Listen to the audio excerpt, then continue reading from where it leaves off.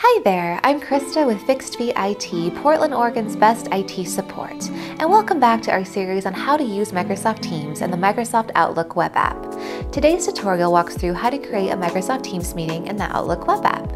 If you're looking for a specific section of this video, hover over the progress bar and select the part you need. Otherwise, let's get started.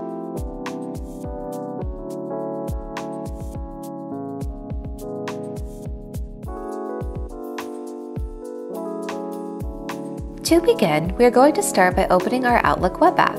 If you do not know how to open Outlook in the web app, check out the tutorial video we linked below.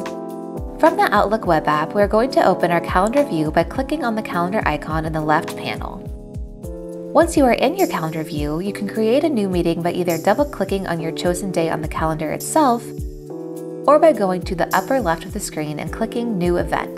This will open your New Event panel.